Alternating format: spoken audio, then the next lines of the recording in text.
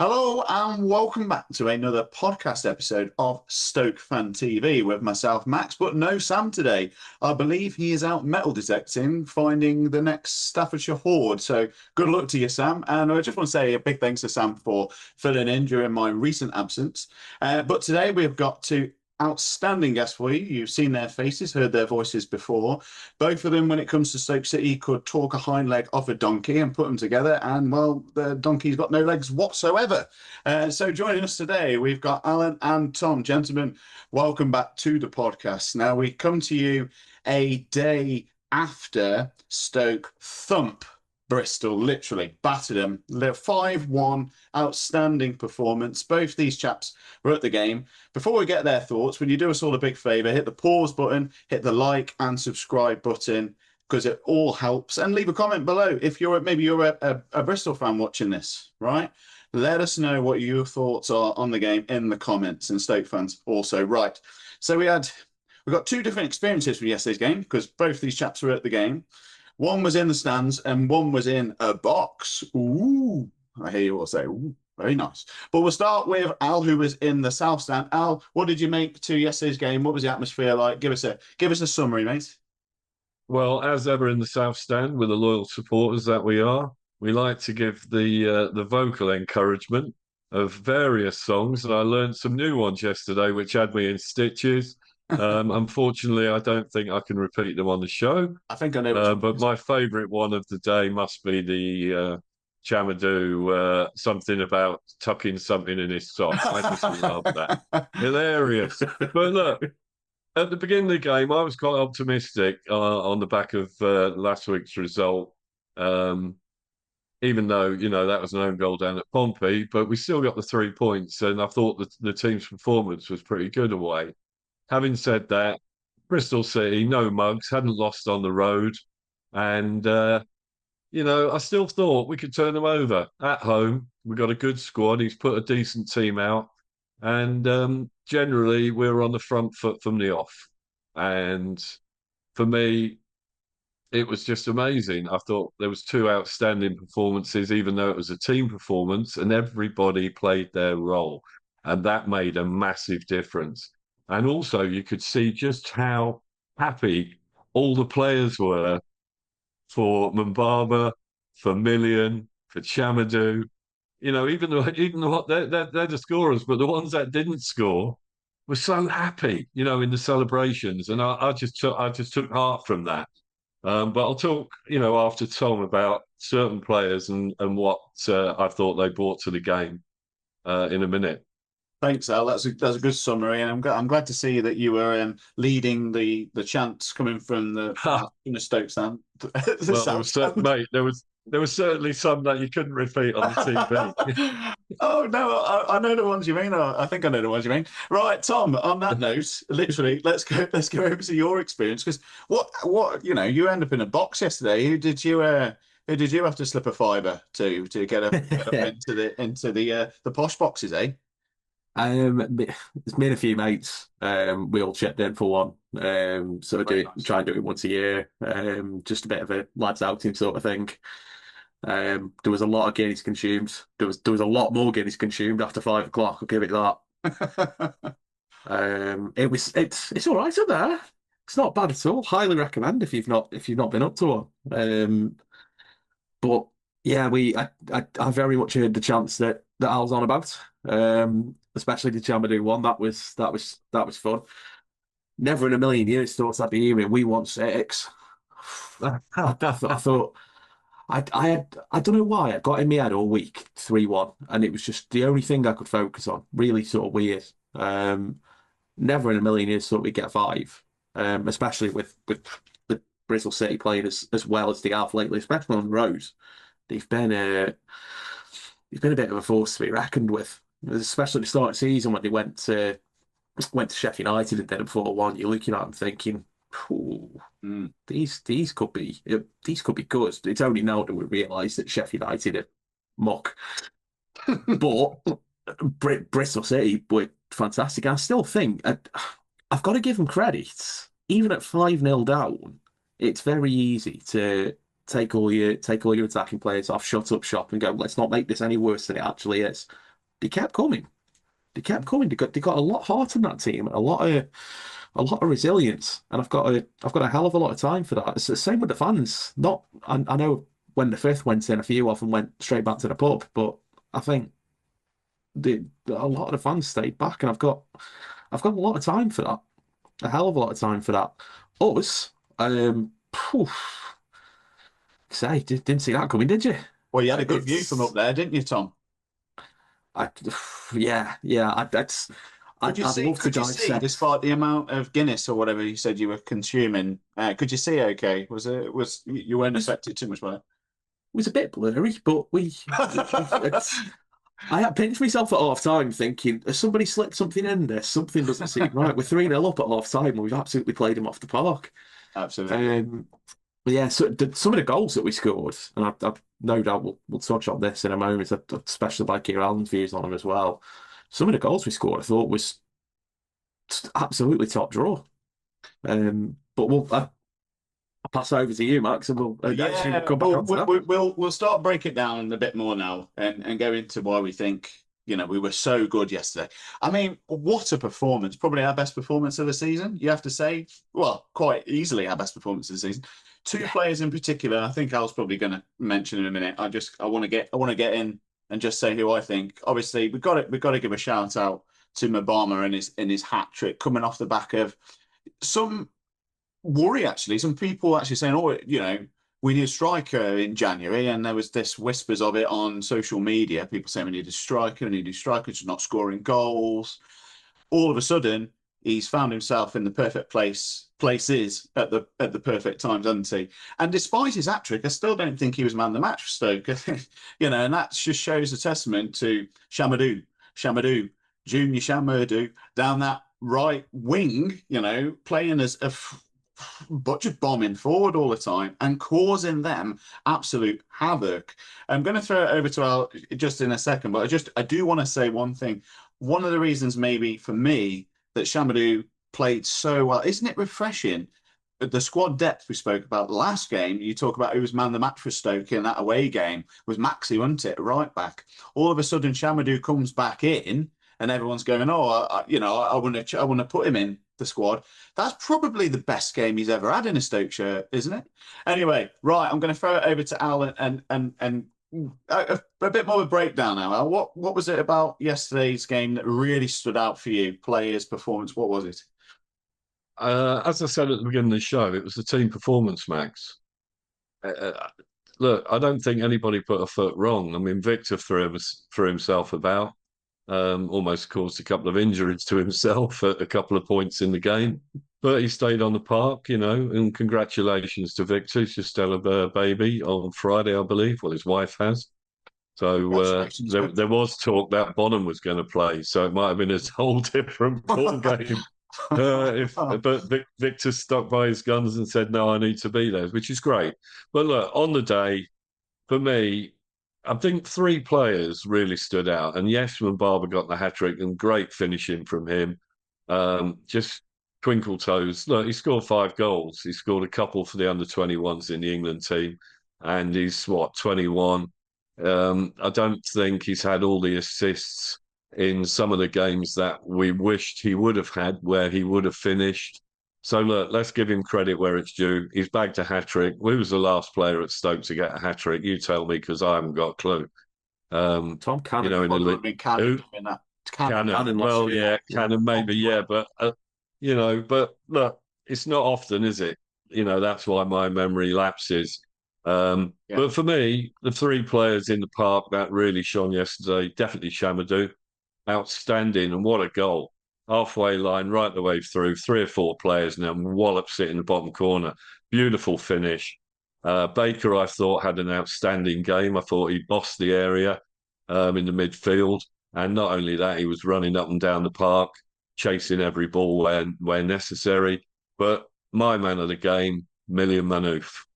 Absolutely outstanding. He lost the ball a couple of times with his usual too many touches. But generally, his work ethic down that right flank was just amazing yesterday. And for me, his goal, magnificent, and the actual play between the players, the 1-2s, And, you know, it worked yesterday. Let's see if it works on Tuesday away at Oxford, if he keeps the same side. And if he does, then I think we've got a team with no injuries, with 11 good starters, with some decent backups on the bench. And look, they were just, I don't know what it was. It didn't seem to do, you know, I know you said, you know, they had resilience from Bristol and they kept coming at us, but they did, but they achieved sweet FA. And, you know, that for me, the defence has done their job, if that's the case. All right, it was a good header from the corner. Could have gone anywhere. It scuffed the top of his head and it's gone in the top corner. Great, great header. If it was for Stoke, we'd have loved it. But not too dissimilar if it had been a cross and not the corner from the goal that we got at Pompey, was it, really? You know, from their own player. But I don't know. I just thought yesterday, I didn't think we could put a foot wrong. There was one or two times I thought, oh, we should have buried that, or always lost that ball a little bit too easy. But when they lost the ball, they chased the ball. And overall, I'm not going to knock it. I'm not going to criticise Stoke City for scoring 5 goals. There's no negatives for me. 3 points in the bag and just magnificent. I will add that anyone who's in the box needs to drink 10 pints of Guinness and a barley wine because they're having prawn sandwiches at half time. But if you'd have said you were in there, we would have made a song for you, Tom, and given you the from the South Stand. One more prawn sandwich. But look, just to sum up yesterday for me and to both of you, I know you've both watched the game. It was just great, and if we can get more of that, you know, on the back that the results went for us in the league. Just brilliant again. Middlesbrough, Wrexham turning over Coventry, 0-0's here, Millwall's getting a 2 apiece. You know, all the results seem to fall for us. And it's almost like we've got the God is looking down upon the Potteries at last. Was yesterday.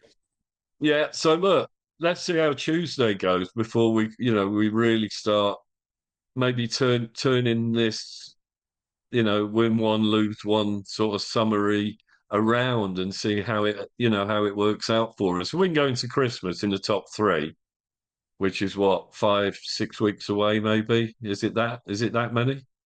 Maybe 7. We can get to Christmas and we're in the top 3. I'm going to be extremely happy, and I'm going to put my neck on the line today, Max, Tom, and say we're going to finish in the top 2. And I said it at the start of the season. None of this. Look, I go to the game every week. No, listen. I'm a Stoke City supporter through and through, and I go to the game every week. I expect nothing less, paying my money, than 3 points and a win. If we get a draw, we haven't lost. It's not too bad. The one thing I can't stand is getting in the car, listening to praise and grumble, and heading out on the A50, listening to people who've not been, who ring in the show and slag the team off, even when we've won. You know, oh, I would have taken a draw. Oh, I thought we were going to lose. No, I'm sorry. You go to the game, you pay your money, you put your best team out, and you want the win. There you go. What was your go on, Tom? Let's get your response to what Els just said. He's made some interesting points there. He thinks Million was man of the match. Was Million man of the match for you, Tom, or were you thinking one of the other 10 players or 11 players? Well, you know, I'm going for, I think, the only player that Alan hasn't mentioned, because I think I've got to give him credit, because this season he looks like a completely different player. He looks mature. He looks like the player that we thought we'd signed, and that's Ben Pearson. I thought Ben Pearson yesterday was absolutely superb, and nobody will talk about him because it's Ben Pearson. He's got that same problem that Glenn Whelan had, in that you notice when he's not there, but when he's playing, he'll just run the show and nobody will talk about him. He'll go under the radar. And yesterday, he was absolutely brilliant. And he's been brilliant all season. I've not seen him get a yellow card yet. I've not seen him give away any crazy fouls. I didn't see him get one yesterday. Nope. Yeah. Nope. Run the show. Run the show. The odds are? He's 1 to 10 on every week. Every week. Tom, you only like him because he's got the same beard as you. It's a good beard. Mine's got more grey in it, though. That's the problem. People keep saying my beard's similar to Ben Pearson, but I've had my hair cut, so I can't be. Tom's Oh, I thought you'd had your ears lowered. and that too. Go on, Tom. Go on, carry on, mate. Junior yesterday, I think Junior had a game where he showed absolutely everything about him, in that he gets a stupid yellow card in the first couple of minutes because he's still young and he's still inexperienced. He's still a bit immature. He is a walking yellow card. He is this season's Ben Pearson. But then at the back, he's been solid. Going down the crossing from Obama for the first and his goal is Gareth Bale-esque. And I was literally I can't say that about the right-footed Gareth Bale yesterday. Yeah. That goal, absolutely superb, and nobody saw that coming. I think it's a credit to Robbins and a credit to the team that we're 3-0 up at half time, and we're sat talking to each other at half time, and we're looking and going, right, this is Stoke. We've been here before, and we've got flashbacks of Cardiff a few years ago. Going, we're 3-0 up, it's half time. How do we lose this? Because it's Stoke, and we probably will. And we'd sat off for the last 10 minutes of the first half. Yeah. And then 2 minutes into the second half, we should have had a Stonewall penalty. And 10 seconds after we should have had that Stonewall penalty, Chamadou turns into prime Gareth Bale and does that. And it's even at 5-0 up, we were misplacing a couple of passes, and I was watching Robbins like a hawk. And he was getting so frustrated that we were misplacing passes and we weren't on the offensive more and more and more. And I'm like, I'm not used to this. It's not often that we go and put teams to the sword. You'd go 3-0 up at half time and you'd sit in, you'd make some changes. We've got a game against Oxford in the week. We've got Cov next weekend, which is a massive game now, bigger than it was before. And Robbins is there saying, no, go at them more, attack them, get more, get as many goals as you can. And it's for me, in my lifetime, in my 32 years, rough paper round, I know, sorry. In my 32 years at seeing the club, I've never seen this. I've never seen this before. I tell you what, Tom. I tell you what. Well, Al as well. One thing I noticed yesterday, immediately from the off, was the intensity had gone up a notch. Did you see the speed at which we were trying to get stuff done? And we caught them off guard several times throughout the match. The ball was going out, wasn't it? It was our throw-in. And it was like, right, run, sprint to the ball, get the ball back in play straight away. Free kicks, come on with it, go. They just couldn't deal with it. I don't think they were expecting it in that first half in particular. And then we did drop off at times. The intensity did drop, and that's when they had some chances. But like you've just mentioned, Tom, come back out that second half, and the intensity's there again, isn't it? And you're just going, right, we just got to get on the front foot and get at them. And what a team we look when we're playing like that. Wow. And the amount of one touch that we're playing, the amount of one touch passing that's just we're playing it. Look at Millie's goal. Millie's passed the ball into nowhere. Mubama knows exactly where he is. Flick it back to him. And then you'd expect Manu to shoot. And he doesn't, he delays it. And then you'd expect him to shoot, and he delays it again. And the defenders are all tied up in knots because they don't know what he's going to do. And when he does get it away, bang. Same for Mubama for his hat-trick goal. The ball from an awful defensive mistake from them. Bay does well to play in Cisse. Cisse doesn't even think about it, blasts it at Mubama. It's possibly the most powerful 5-yard pass you'll ever see. And Mubama's controlled it like it was nothing. And then that finish on his, and it's a big bone of contention at the moment, his weaker right foot for a man that doesn't have a right foot. If you kind of shut some people up, that's how you do it. I was well prepared to come into today's show with Mubama having not scored for another week and say something along the lines of what does he need to do to start scoring? And it was going to be, well, get yourself in that position in the centre of the box as often as you can.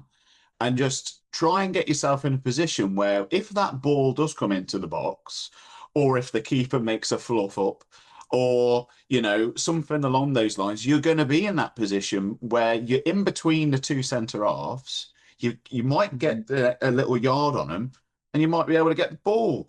I mean, it was fantastic. Al, what were your thoughts on what we've just spoke about there, mate? Well, Mubama, I think he put his own dubbing on his boots yesterday, and I Yeah, don't think he had the kit boy doing it. I haven't But done no, my look, boots in years. I think the one thing we've missed is the calamity of the second goal, because was it the second goal? The Yes, it third? was when he It threw was in the that ball. second, wasn't it? So, It's so obviously 3 sorry, minutes. Max. Sorry for him. Sorry, Max. I lost count. Yeah, fair enough. It was a But club. what a calamity.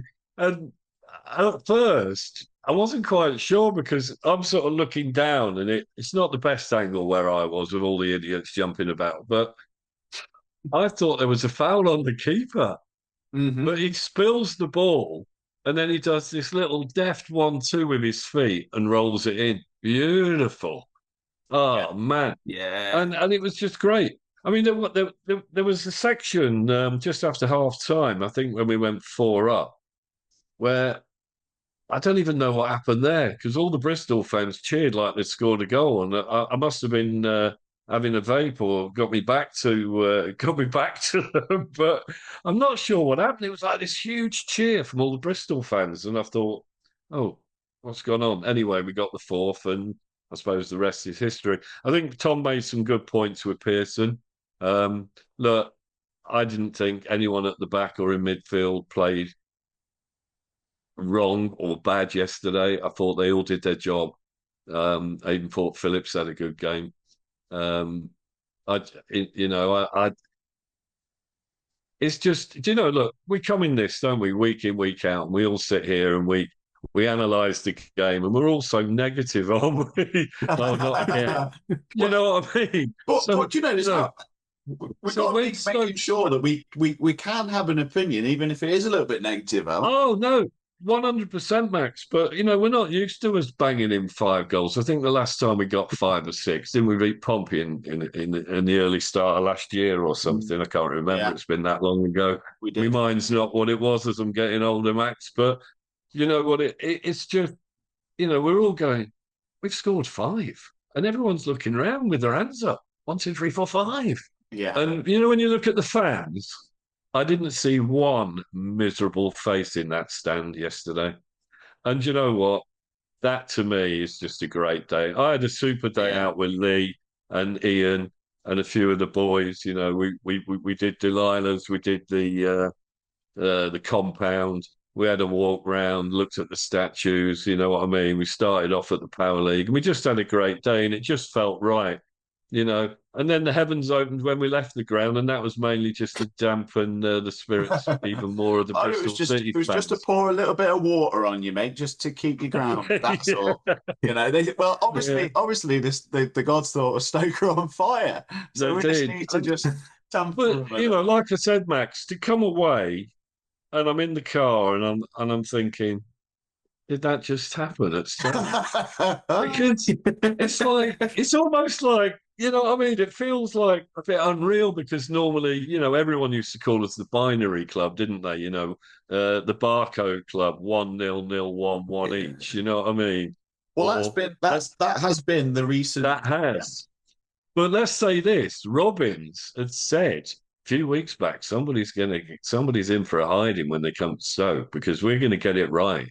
And whoever it is, they're going to get a hiding. And yesterday he got it right, and they got a hiding. Before I bring Tom back in, I just a quick one for me. I think that this is the thing with Stoke, and maybe this is one of the things why we sometimes are negative on here, is because we know they've got it in them, right, to do that. And it's now for me, it's like, well, can we now replicate this going forward? I know a few comments on social media. People were saying about Bristol's squad and it was a change lineup and all this, yada, yada, yada. But you still got to beat the team that's in front of you, haven't you? And Right. we put them to the sword. Now, one of the things for me that really stood out yesterday was the decision making. The decision making seemed better yesterday. When we were in those positions to pass, I think there was maybe only one time where I had my hands up and like, oh, I should have passed there. I can't remember what it was. And but that's the thing. Can we now replicate that going forward? Interesting point. Yeah, one sec. Oh, interesting point there you made about Pearson there, Tom. Interesting point, because I think he does go under the radar a bit. He is a little bit of an unsung hero. We've got such depth in the centre of that pitch, really, if you think about it. Some of the players we got in there, there's still sometimes a question mark for the number 10 role. I don't think we've quite got that as well as we could have it going forward. But do you know what? In the centre of the pitch, I think we're looking good. Before I bring Tom in, sorry, Al, you had your hand up there. What were you going to say? Yeah, I just wanted to say, it doesn't normally happen at Stoke, but I thought the referee had a good game yesterday. I know we've There you won, go. but he kept it going. He Tom's kept not it sure. going. He wasn't one of these flashing his cards about. He wasn't going against all the tackles and the bad decisions that we all moan about. He was all right. I don't know who he was, but he was all right. So thumbs up to the ref yesterday. I think he was born in Longton. I'm not. No, I know he won't watch the show because you're on, Al, and usually you get the bashing. Right, yeah, go on, Tom. yeah. Come in, mate, with some more thoughts. Do you know, it's interesting without saying about that second goal. For me, and this is going to sound weird. That's arguably the best goal we scored all day. And I know we scored some absolute blinders. That does Don't sound get me wrong. weird. Yeah, it does sound a bit weird. Hear me out. How many I've got Guinnesses logic you had on by this. this point. Prawns. Too many. Um, I've got logic on this. So Go on. don't get me wrong, it's an absolute horror show from VTech.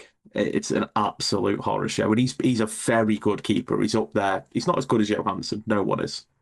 Prime Gordon Banks isn't as good as Johansson. But he's up there this season. He's been brilliant for him. And in the same way that Johansson made a mistake against West Brom, he's made an error. He's held his hands up. 99 times out of 100, any striker, if you look back to your sort of proper poachers, your Jermaine Defoe's, your Michael Owens, your Fowlers, sort of going back, 99 times out of 100, they wouldn't drag that back. They'd just have a pop shot. And the keeper is right there in front of him. They have a little shot at it. It's going to hit the keeper because he's right in front of him. They've got no angle to work with. Mubama, to have the sharpness and the wit to drag that ball back out of the keeper's grasp before he takes the shots, I think is absolutely top draw. Mm-hmm.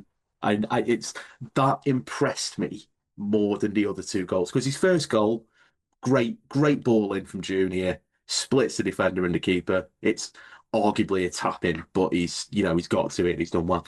His final goal, great finish on his right foot, but we've seen the sort of player he is there, where he's dragged that back and he's just put it into an empty net. And I think that's a really clever goal. It's scary. He's only like 21, isn't it? It's scary. Is he younger than 21? How old is he? He's not very old, is he? And he's doing that now. Think of the development. Is this a player that we should look to sign? Seriously, because is he going to get any game time at Man City in the next 6 years with Mate, if he scores 3 or 4 more goals up to Christmas, they'll be taking him back or looking to sell him like they did with Cannon. You watch.